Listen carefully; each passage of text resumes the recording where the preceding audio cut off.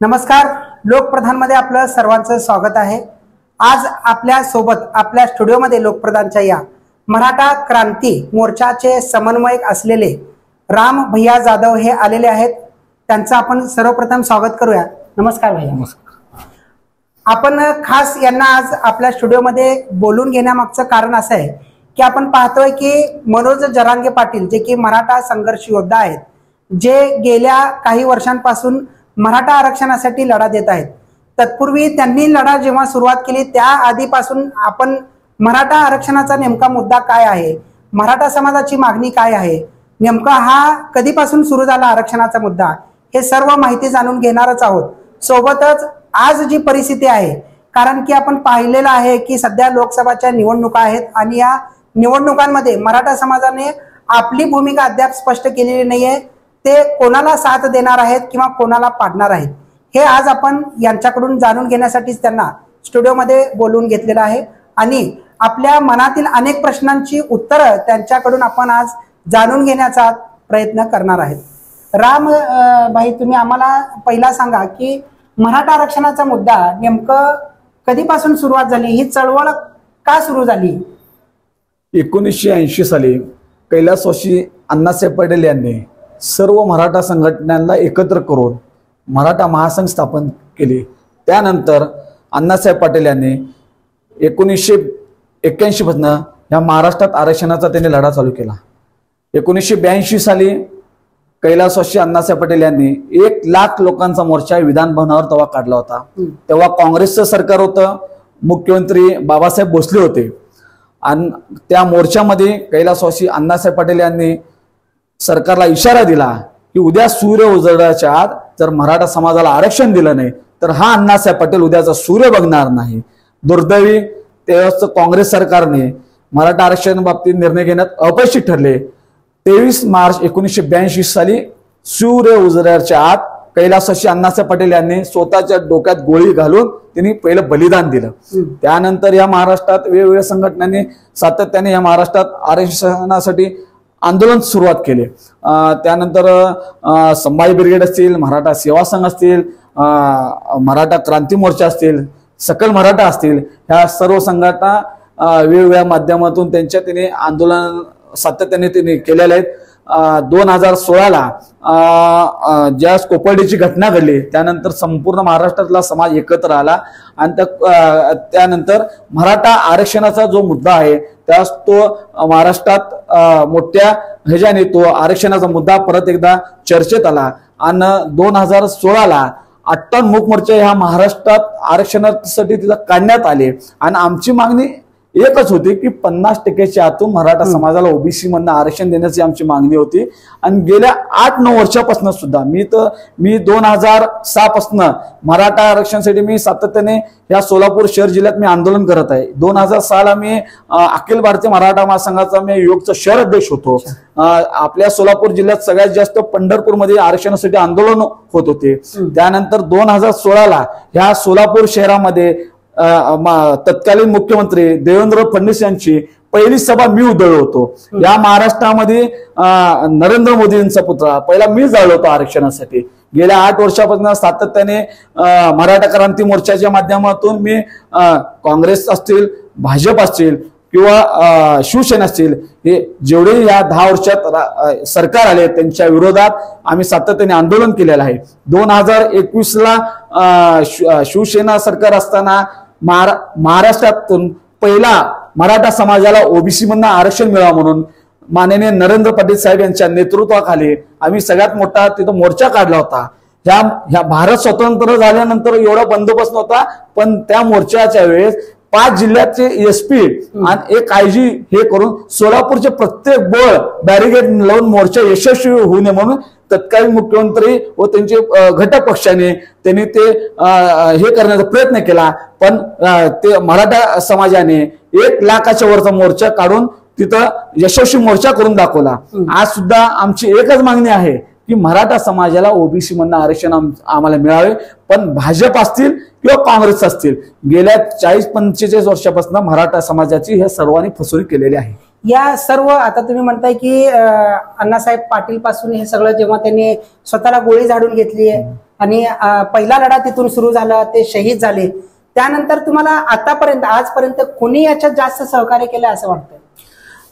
आरक्षण बाबतीत आपण बघितलं, गेल्या 45 वर्षात 35 वर्ष हे काँग्रेसचं सरकार होतं. ह्या 10 वर्षात 8 वर्ष शिवसेना भाजपचं सरकार होतं, परत शिवसेना काँग्रेसचं सरकार होतं 2 वर्ष. ह्या 45 वर्षात एकही सरकारने मराठा समाजाला आरक्षण बाबतीत न्याय देण्याचं तिथं कोणीही काम केलं नाही. पण ह्या सर्व मोर्चाची दखल घेऊन भाजप सरकारने अण्णासाहेब पाटील महामंडळ असेल किंवा सारथीला त्यांनी ताकद देण्याचं काम केलेलं आहे. भाजप सरकारने काय आम्हाला असं दिलं नाही, त्यासाठी 80 जण मराठा समाजाच्या लोकांनी तिथं बलिदान दिलेलं आहे आणि अट्टमुख मोर्चे काढण्यात आले. कैलासवासी अण्णासाहेब पाटील जे महामंडळ आहे ते 1997 साली मराठा महासंघाचे पदाधिकारी यांनी हिंदू हृदय सम्राट बाळासाहेब ठाकरे यांची भेट घेतली आणि त्यांनी सांगितले की अण्णासाहेब पाटलांच्या नावाने तिथं महामंडळ आपण चालू करावे. माननीय बाळासाहेब ठाकरे यांनी तत्कालीन मुख्यमंत्री मनोहर जोशी यांना सांगितले की अण्णासाहेब पाटीलांचं महामंडळ तिथं सुरुवात करण्यात यावे आणि 1997 साली कैलासवासी अण्णासाहेब पाटील यांचं महामंडळ तिथं सुरुवात झाली. 1997 ते 2016 पर्यंत फक्त 1000 ते 2000 प्रकरण तिथं फक्त मंजूर झाले होते. जे महामंडळ बंद पडलं होतं त्या महामंडळाला या मोर्चाची आणि या सर्व या आंदोलनाची दखल घेऊन भाजप शिवसेना सरकारने तत्काळ त्यांनी त्याला ताकद दिलं आणि या सोलापूर जिल्ह्यामध्ये आज महामंडळ म्हणून 9000 उद्योजक तिथं तयार झालेले आहेत आणि 600 कोटी वाटप झालेत आणि ह्या महाराष्ट्रामध्ये 86,000 उद्योजक तिथं घडलेले आहेत. अण्णासाहेब पाटील यांचे चिरंजीव माननीय नरेंद्र पाटील साहेब हे महामंडळाचे अध्यक्ष आहेत आणि ह्या महाराष्ट्रात त्यांचं 1 लाख उद्योजक तयार करण्याचं त्यांचं जे स्वप्न आहे, आज 86,000 उद्योजक तिथं तयार झालेले. लवकरच येणाऱ्या काळात 1 लाख उद्योजक सुद्धा तिथं घडतील. सारथी म्हणणं पण अनेक विद्यार्थ्यांचं तिथं भविष्य घडलेलं आहे. अनेक सारथी म्हणणं तिथं अधिकारी सुद्धा झालेले आहेत. पण मी कोणत्या एका भाजपने केल्या म्हणून मी काय असं भाजपची बाजू घेणार नाही. मी भाजपने काय आम्हाला असंच आणून दिलेलं नाही. त्यासाठी मराठा समाजाने संघर्ष केलाय. त्यास मराठा समाजाला त्यांनी महामंडळ आणि सारथीला ताकद देण्याचं काम केलंय. तुम्ही आता विद्यार्थ्यांचा प्रश्न उपस्थित केलेला आहे. मराठा समाजाच्या विद्यार्थी वसतिगृहासाठी सुद्धा खूप सोलापुरात गाजावाजा झालेलं होतं. नेमकं आज त्याची स्थिती काय आहे? 2016ला जेव्हा हे अट्टामुख मोर्चे निघाले होते त्यात आमची एक प्रमुख मागणी होती, प्रत्येक शहरामध्ये मराठा समाजाच्या विद्यार्थ्यांसाठी वसतिगृह तिथं बांधलं पाहिजे आणि त्या वसतिगृहाला श्रीमंत शहाजीराजे राजमाता जिजाऊ मुला मुलींची वसतिगृह नाव देण्यात यावे आणि ते वसतिगृह कलेक्टरांच्या नियंत्रणाखाली चालवण्यात यावे अशी आमची मागणी होती. पण सोलापुरातला सकल मराठा समाजातले काही लोक आमच्या संस्थेला ती जागा द्या वसतिगृहासाठी त्यांनी मागणी करत होते. पण आमची मराठा क्रांती मोर्चाची एकच मागणी होती की सोलापूर शहरामध्ये वसतिगृह तिथं झालं पाहिजे आणि त्या कलेक्टरचं नियंत्रण पाहिजे, कारण एका वसतिगृहाचं आम्हाला कोणाला मालक होऊन तिथं द्यायचं नव्हतं. त्यामुळं त्यानंतर सोलापूरमध्ये आपलं पत्रकार भवनपाशी पत्रकारांच्या लोकांसाठी 2 एकर आरक्षित जागा ठेवली होती. पण आमच्यातल्या काही लोकांनी त्यांच्या संस्थेला ती जागा घेण्याचा त्यांनी ते प्रयत्न केला. त्यावेळेस आपल्यात एक पत्रकाराने आम्हाला सांगितले की असं हे सकल मराठा समाजाचे लोक आमच्या पत्रकारांची जागा घेण्याचं हे ते काम करत आहेत. त्यासाठी आमचे 10 ते 15 पत्रकार तिथं त्यांचा आतापर्यंत त्यांचा जीव गेलेला आहे. ह्या संघर्ष केले ह्या पत्रकार लोकांनी, तुमची आम्हाला पाठिंबा पाहिजे. त्याच रात्री 1 वाजता मराठा क्रांती मोर्चाच्या लेटरवर त्यावर मी माझे सहकारी किरण पवार यांनी सही करून पाठिंबा दिला की जे पत्रकारांचं जे घरांची 2 एकर जागा आहे ते त्यांना ती जागा मिळेल. त्याच्या बाजूची जे 2 एकर जागा आहे ती मराठा समाजाच्या विद्यार्थ्यांच्या वसतिगृहासाठी तिथं मिळावे आणि ते पण कलेक्टरच्या नियंत्रणाखाली. दुसऱ्या दिवशी आपल्या सोलापूरचे पत्रकार संघाचे अध्यक्ष आमची मराठा क्रांती मोर्चाची मुंबईत चंद्रकांत दादा पाटील यांच्यासोबत आमची बैठक झाली आणि त्या बैठकीत आम्ही दादांना सांगितलं की कुठल्याही एका संस्थेला तुम्ही जागा देऊ नका म्हणून. दादाने सांगितले चंद्रदादाने की सोलापूरच्या सकल मराठाला 2 एकर आम्ही जागा देणार आहे. आम्ही त्यास विरोध केला की 2 एकर जागा तुम्ही मराठा समाज विद्यार्थ्यांच्या वसतिगृहासाठी द्या, वर त्या रामाचं कलेक्टरचं नियंत्रण पाहिजे, तुम्ही एका संस्थेला देऊ नका दादा म्हणून. त्यानंतर तो प्रश्न असं म्हणजे त्या लोकांना जे सकल मराठाचे जे लोक आहेत ज्याने स्वतःच्या संस्थेला जागा मागितली त्यांच्यामुळे हे काम रखडलेलं आहे. जर त्या लोकांनी ती भूमिका घेतली नसती तर आज सोलापूर शहरामध्ये मराठा समाज विद्यार्थ्यांसाठी वसतिगृह तिथं तयार झालं असतं आणि हजारो विद्यार्थ्यांचा त्याला लाभ झाला असता. या सर्व चळवळीत म्हणजे तुम्ही आता तरुण आहात, युवक आहात, मराठा क्रांती मोर्चा समन्वयकच्या माध्यमातून तुम्ही नेहमीच सक्रिय झाल्याचं अनेक वेळा जेव्हा जेव्हा आंदोलन होईल तेव्हा सगळ्यात पुढे तुम्ही असल्याचं आम्हाला मीडिया क्षेत्रात सुद्धा दिसून येत आहे. तुम्ही जे आंदोलन करताय ते खरंच कौतुकास्पद आहे. परंतु हे सगळं करत असताना तुम्ही नेमकं मराठा समाजासाठी कधी या चळवळीत सक्रिय झालात आणि काय वाटलं की तुम्हाला की आपण यात सक्रिय व्हावं? कारण अनेक गुन्हे सुद्धा याच्यावरती अंगावर घ्यावे लागतात, गुन्हे दाखल होतात, परिणामी आपलं सगळं म्हणजे घर संसार सुद्धा सगळं सोडून या सगळ्या आंदोलनात सहभागी व्हावं लागतंय. ज्यावेळेस मी ग्रामीण भागात फिरत होतो, मराठा समाजाची ग्रामीण भागात परिस्थिती बिकट आहे. कारण पाऊस पडत नाही, निसर्ग शेतकऱ्यांना साथ देत नाही. आज महाराष्ट्रात 80% शेतकरी हे मराठा आहे. अनेक शेतकरी तिथं आत्महत्या करत होते. शेतकऱ्यांच्या मुलांना तिथं आर्थिक परिस्थिती बिकट असल्यामुळं शिक्षण घेण्यात तिथं अडथळा येतो. हे सर्व विचार केल्यानंतर मी तेव्हा ठरवलं की आपण कोणत्याही राजकीय पक्षाचं काम करत नाही, आपण मराठा समाजाचं चळवळीत आपण तिथं काम करायचं. मी तेव्हा ठरवलं. 2006 पासून या मी चळवळीत आहे. ज्या देवेंद्र फडणवीसांची मी सभा होतो त्यानंतर मराठा क्रांती मोर्चाच्या माध्यमातून मी सातत्याने आंदोलन केलेलं आहे. मी मग रेल रोकोला आंदोलन असतील, टायर दावा आंदोलन असतील, पण मी जेवढे आंदोलन या सोलापूर शहरात केलंय मी कुठले आंदोलन मॅनेज आंदोलन केलं नाही की पोलिसांना सांगून की मी तिथं बसतो घेऊन जावा म्हणून. मी जेवढे आंदोलन केलेत मी प्रामाणिकपणे मराठा समाजासाठी आंदोलन केलेत आणि गेल्या 17-18 वर्षात माझ्यावर साधारण 15 ते 20 गुन्हे मराठा आरक्षणासाठी माझ्यावर गुन्हे दाखल झालेले आहेत. एकंदरीत आपण हे सगळं जर पाहिलं तर पाहायला मिळतंय की जसं तुम्ही मराठा क्रांती मोर्चाचे समन्वयक आहेत, सकल मराठा समाज सुद्धा सक्रिय झाल्याचं पाहत आहे. असे दोन गट काय आहेत, एकत्रित काम करता येत नाही का? कारण ध्येय दोघांचं तर एकच वाटतंय. ज्यास कोपर्डीची घटना झाल्यानंतर संपूर्ण महाराष्ट्रात मराठा समाज एकत्र आला होता. धाराशिवचा मोर्चा झाल्यानंतर सोलापूरमध्ये मोर्चा काढण्याचं तिथं ठरलं आणि मग आम्ही सगळे एकत्र झालं. मोर्चा काढण्याचं नियोजन झालं. मोर्चा तिथे यशस्वी सुद्धा झाला. मग ज्या सोलापूर शहरात मोर्चासाठी पहिली बैठक झाली होती त्या पहिल्या बैठकीमध्ये काही गोष्टी ठरले होते की बाबा कोणतेही राजकीय पुढारी तिथं पुढे यायचं नाही आणि मोर्चासाठी जे पैसे गोळा होतील त्या पैशाचा हिशोब मोर्चा झाल्यानंतर प्रत्येक समाज बांधवापर्यंत तिथं ते हिशोब पाठवण्याचे हे गोष्टी सगळे ठरले होते. मोर्चा झाल्यानंतर काही लोकांनी पैशाचा हिशोब देण्यास तिथं टाळाटाळ केलं. मग आमचं मत होतं की बाबा 1 कोटी 1.5 कोटी रुपये तिथं गोळा झालेत. काही लोक म्हणले की नाही 35 लाख रुपये तिथं गोळा झालेत. काही लोक पैसे दिले नाही. मग आम्ही काय गोष्टी सांगितले, बाबा मोहिते पाटलांनी 10 लाख रुपये त्याच मोर्चाला दिले. अनेक डॉक्टर इंजिनियरने तिथं पैसे दिले.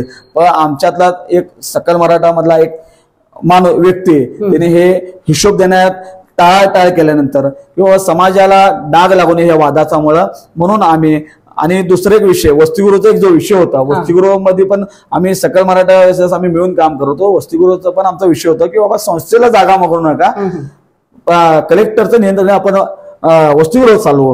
पण त्या लोकांनी स्वतःच्या संस्थेला जागा घेण्याचा त्यांचा ते हट्ट होता आणि पैशाचा हिशोब त्यांनी दिला नाही. त्यांनी फक्त एवढं हिशोब दिलं 35 लाख रुपये जमा, 15 लाख रुपये खर्च, 20 लाख रुपये शिल्लक असं उडवाउडवी गोष्टी दिल्यानंतर ह्या सोलापूर शहरामध्ये आम्ही सर्वांनी एकत्र होऊन मराठा क्रांती मोर्चाची आम्ही संघटना स्थापन करून तेव्हापासून आजपर्यंत आम्ही मराठा क्रांती मोर्चाच्या माध्यमातून मराठा समाजासाठी आम्ही आंदोलन करत आहे. मराठा क्रांती मोर्चा फक्त सोलापूर जिल्हा सोलापूर शहरापुरती मर्यादित आहे का? संपूर्ण महाराष्ट्रात ही संघटना आहे. मराठा समाज हो, सकल मराठा पण आहे, पण मराठा क्रांती मोर्चा ही संपूर्ण महाराष्ट्रात प्रत्येक जिल्ह्यात ही संघटना आहे. ह्या संघटनेचा कोणीही मालक नसून हा सर्वसामान्य मराठा समाजातील ही संघटना आहे. काँग्रेस सरकार सत्तेत असताना सुद्धा आपण पाहिलेलं आहे की त्यावेळेला सुद्धा त्यांनी मराठा समाज आरक्षणाचा मुद्दा उठवल्यानंतर त्यांनी आरक्षण जाहीर केलेलं होतं 15% जवळपास. त्याला कोर्टात टिकलं नाही. त्यानंतर पुन्हा आता बीजेपी सरकार आणि फडणवीस साहेबांनी जेव्हा 10% आरक्षण दिलं, काय वाटतं तुम्हाला या सगळ्या गोष्टी? ह्या महाराष्ट्रात काँग्रेस भाजप या सर्व राज्यकर्त्यांनी मराठा समाजाची तिथं फसवणूक केली आहे. 2013ला पृथ्वीराज चव्हाण हे राज्याचे मुख्यमंत्री होते, नारायण राणे यांची समिती त्यांनी स्थापन केली. घाई गडबडीत मराठा समाजाला 16% आरक्षण दिलं. आपल्या घटनेत म्हणजे सुप्रीम कोर्टाचा एक निर्णय आहे की 50%च्या वर आरक्षण देता येत नाही म्हणून. ह्या लोकांनी मतासाठी घाई गडबडीत 16% बेकायदेशीरपणे आरक्षण दिले. त्यानंतर देवेंद्र फडणवीस यांनी 12-13% आरक्षण दिलं. ते सुप्रीम कोर्टात टिकलं नाही. आज राज्याचे मुख्यमंत्री एकनाथ शिंदेंनी 10% आरक्षण दिलंय. हे सर्व राज्यकर्त्यांनी मराठा समाजाची फसवणूक केलेली आहे. आमची मागणी मराठा समाजाची एकच आहे की आम्हाला 50%च्या आतून ओबीसी म्हणून आम्हाला आरक्षण तिथं दिलं पाहिजे. त्याचं कारण तुम्हाला सांगतो मी. 1881 साली ब्रिटिश सरकारने या महाराष्ट्रात जनगणना केली होती आणि त्या प्रत्येक जिल्ह्यामध्ये 5-6 लाख त्यावेळेस पुरावे सापडले. कुणबी आणि मराठा हे एकच आहे आणि त्यास हायकोर्टाने सुद्धा निकाल दिला होता. कुणबी आणि मराठामध्ये रोटी बेटीचा व्यवहार होतो. मराठा आणि ही कुणबी एकच आहे. पण आमची मागणी एकच आहे की बाबा आम्हाला सर्व महाराष्ट्रातल्या सर्व मराठा समाजाला कुणबी प्रमाणपत्र देऊन मराठा समाजाला 50%च्या आतून ओबीसी म्हणून आम्हाला आरक्षण द्या, ही आमची मागणी आहे. एकंदरीत पाहता कोर्टात हे जे काही टिकलं नाही त्यात दोषी कोण आहे? कोर्टात आरक्षण टिकत नाही म्हणल्यावर याच्यात सरकार जाणीवपूर्वक हे फक्त मतं घेण्यासाठी तिचा मुद्दा म्हणजे जे काही त्यांनी जी समिती नेमली होती राणे समिती, त्याला काय वाटतंय त्याच्यात काही चुका ज्या आढळून आल्यात, कोर्टाने जी टिप्पणी केलेली होती ती राज्य सरकारचं नाकर्तीपणा म्हणायचं का? कुठं कमी पडली आहे का सरकार? ह्या भारतामध्ये सुप्रीम कोर्टाशिवाय कोण मोठं नाही. सुप्रीम कोर्टाच्या इंदिरा सेनेने निकाल दिलाय 50%च्या वर आरक्षण देता येत नाही. हे सर्व राज्यकर्ते काँग्रेस असतील, शिवसेना असतील, भाजप यांनी स्वतःच्या मतपेटीसाठी त्यांनी मराठा समाजाला 50%च्या वर बेकायदेशीरपणे त्यांनी तिथं आरक्षण दिलं. त्यामुळे मराठा समाजाचं नुकसान झालं आहे.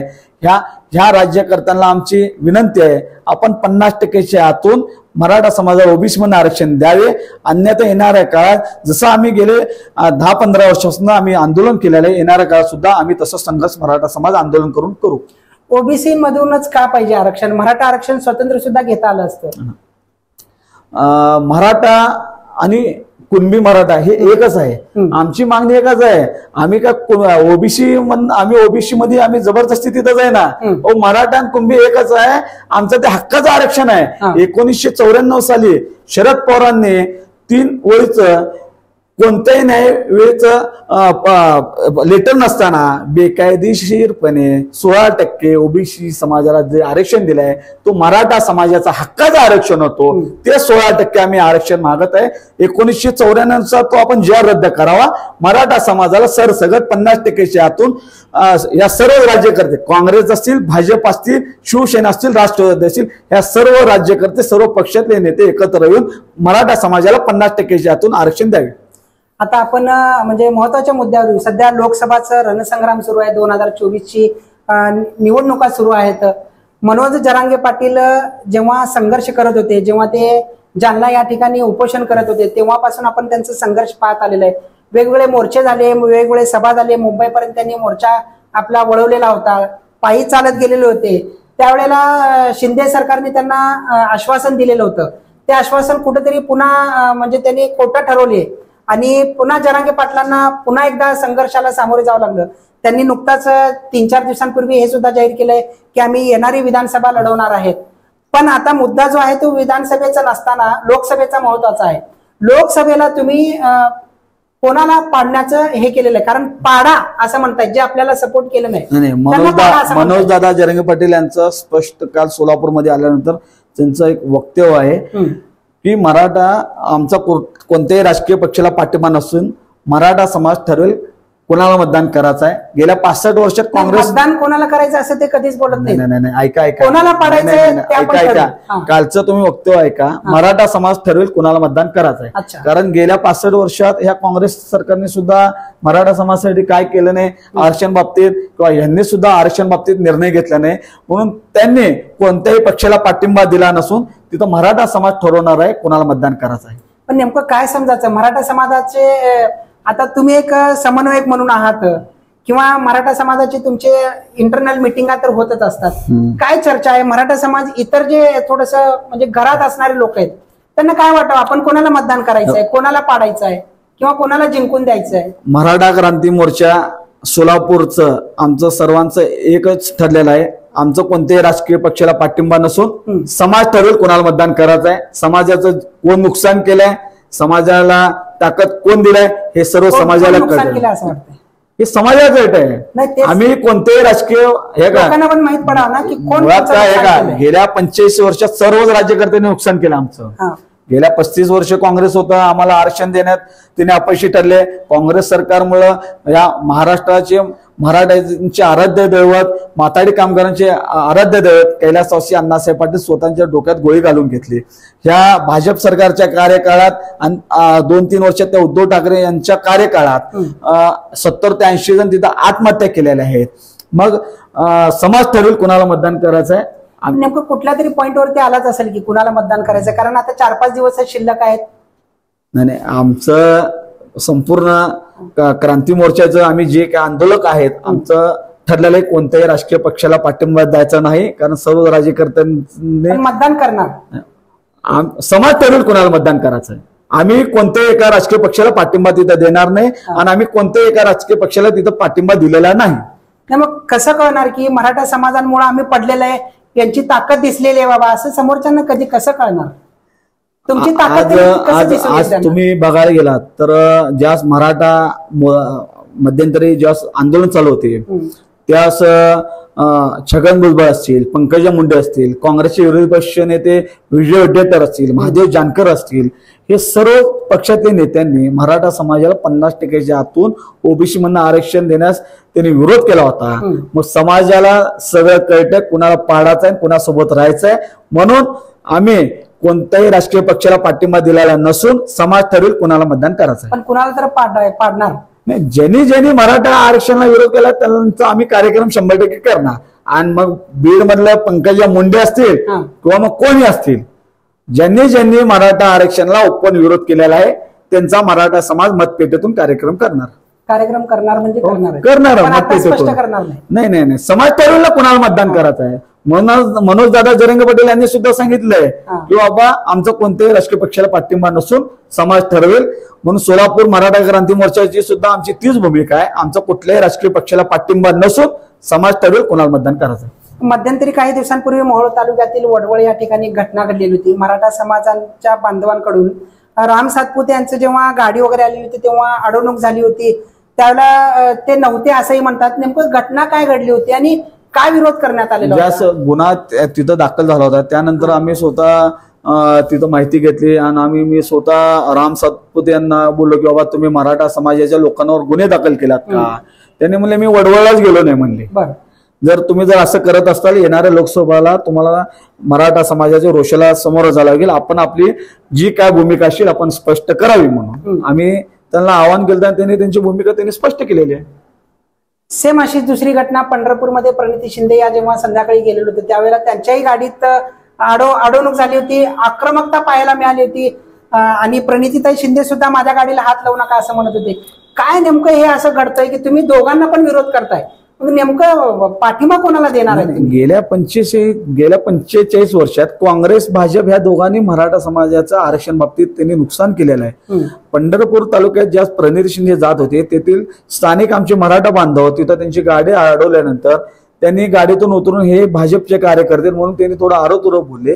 त्यानंतर आम्ही तेथील स्थानिक लोकांची मराठा समाजाचे ते लोक होते. मराठा समाजाचे लोकांनी आमदार प्रणिती शिंदे असतील, खासदार जय सिद्धेश्वर असतील यांची जिथं जिथं सभा होती तिथं जाऊन मराठा समाजाने जबाब विचारला की बाबा तुम्ही मराठा समाजाला आरक्षण बाबतीत आपलं ओबीसी मधनं पाठिंबा आहे का नाही. ह्या संपूर्ण महाराष्ट्रात प्रत्येक गावात हे आंदोलन चालू आहे. त्यानंतर आम्ही प्रणिती शिंदे दुसऱ्या दिवशी आम्ही ज्या त्या गावात माहिती घेतली बाबा हे आंदोलन केव्हा केलं, तेथील स्थानिक मराठा समाजाने सांगितले की हे आम्ही आंदोलन केलं, आमच्या आंदोलनात आमदार प्रणिती शिंदे हे भाजपचे कार्यकर्ते आहेत म्हणून डाग लावण्याचं तिथं काम करत आहेत. दुसऱ्या दिवशी मराठा क्रांती मोर्चाच्या वतीने आम्ही आमदार प्रणिती शिंदे यांचा तिथं निषेध सुद्धा नोंदवला होता. अच्छा, आता आपण शेवटचा मुद्दा घेऊया की कालचीच घटना आहे. संध्याकाळी मनोज जरांगे पाटील सोलापुरात आले होते, ते पुढे बेळगाव कर्नाटकाकडे जात असताना प्रणिती शिंदे हे त्यांना भेटण्यासाठी आले होते, त्यांचं स्वागत करू यासाठी ते आलेले होते आणि नेमकं त्याच वेळेला त्यांना स्वागत नाकारण्यात आलं. आणि त्यात तुमच्याच समाजाच्या बांधवांमध्ये वाद सुद्धा निर्माण झाला, असं का घडतंय? आज हुबळी येथे माननीय मनोजदादा जरांगे पाटील येथे त्यांची सभा आयोजित केलेली आहे. त्यानिमित्त त्यांनी काल ज्याच बीडवरून निघाले धाराशिव, तुळजापूर आणि सोलापूरमध्ये सत्कार सर्वसामान्य मराठा समाजाच्या त्यांनी तिथं आयोजित केला होता. मग मी स्वतः मराठा क्रांती मोर्चाच्या त्यांनी तुळजापूरला जाऊन माननीय मनोजदादा जरांगे पाटील यांचा तिथं मी सत्कार केला. त्यांच्या गाडीमध्ये बसून मी येताना सोलापूर मधले काही लोक हे इनडायरेक्टली दादा काँग्रेसचं काम कराले. मग आपली भूमिका काय आपण सांगा. आम्ही गेल्या 18 वर्षापासून या सोलापूर शहर जिल्ह्यात मराठा समाजासाठी वेगवेगळे आंदोलन केले, गुन्हे दाखल करून घेतलेत, समाजामध्ये चुकीचं मेसेज झालंय. त्याच मनोज दादा जरांगे पाटील यांनी स्पष्ट दोनच गोष्टीत आम्हाला उत्तर दिले. माझा कुठल्याही राजकीय पक्षाला पाठिंबा नसून समाज ठरवेल कोणाला मतदान करायचं आहे आणि लोकसभेनंतर जर ह्या सरकारने निर्णय घेतल्यानंतर 288 जागा आम्ही लढवणार. त्यास मग सोलापूरमध्ये आम्ही आल्यानंतर जो कार्यक्रम तो आयोजित केला सकल मराठाचा जो XYZ तो माणूस होता, मला कोणाचं नाव घेऊन कोणाला मोठं करायचं नाही, मला त्या व्यक्तीचं नाव सुद्धा घ्यायचं नाही. त्याच माणसाकडून काँग्रेसचा प्रचार करण्यात येत आहे. ऐका ना, हे का आम्हाला त्या व्यक्तीचं नाव घेऊन त्या व्यक्तीला मला जास्त हे करायचं नाही. तो गाडीत बसला. ज्या छत्रपती शिवाजी महाराज चौकात मी आल्यानंतर मला फोन आला की आमदार प्रणित शिंदे हे तिथं सत्कारला आलेत. मी लगेच मनोज दादांना सांगितलं, दादा लोकसभेचे उमेदवार आमदार प्रणित शिंदे तिथं सत्कारसाठी आलेले आहेत. जर आपण एखाद्या उमेदवाराचा सत्कार घेतला तर समाजामध्ये चुकीचा मेसेज येईल. मनोज दादा जरांगे पाटील यांनी स्पष्ट सांगितले, या महाराष्ट्रातल्या कुठल्याही पक्षाच्या उमेदवाराचा मी सत्कार घेणार नाही. तुम्ही तात्काळ त्यांना सांगा की सत्कार घेणार नाही, आपण तिथून निघून जावे. आम्ही तिथे गेल्यानंतर आमच्यातला जो व्यक्ती होता तो त्यांनी सांगायला की त्यांचा अपमान होईल, त्यांनी गेल्यानंतर त्यांच्यातल्या आपल्या त्या आंदोलनामधले त्यांच्यासोबत ती लोक फिरतात. मग मी त्यास तिथं विरोध केलो तिथं की बाबा भाजपचा उमेदवार असतील किंवा काँग्रेसचा उमेदवार असतील, या कुठल्याही व्यक्तीचा आपण सत्कार घेऊ नये, नंतर समाजामध्ये एक चुकीचा मेसेज येईल. मी तात्काळ गाडीतून उतरलो आणि जिथं मरे चौकामध्ये ते सत्कार समारंभ आयोजित केला होता तिथं गेल्यानंतर मी माईक माझ्या हातात घेतला आणि मी तिथं म्हणलं की माननीय मनोज दादा जरांगे पाटील यांनी आवाहन केलेत, या महाराष्ट्रातल्या कुठल्याही उमेदवारांचा सत्कार स्वीकारणार नाही. आमदार प्रणित शिंदे आणि वंचितचे उमेदवार आतिश बनसोड हे तिथं आले होते. मी त्यांना सांगितलं की तुम्ही सत्कार करू नका, मनोज दादा तुमचं सत्कार स्वीकारणार नाहीत आणि आपण इथून निघून जावे, तो पण मनोज दादा तिथे येणार नाहीत. आणि तो माईक वरनं येताना मी तिथे येताना मग काँग्रेसचे जे नगरसेवक असतील, जे मला काय कोणाला नाव घ्यायचं नाही, तिने मला बोलताना म्हणले की तुम्ही समाजाचा मालक आहे का, तुम्ही ठरवणार का. मला समाजाचा कोण मालक नाही.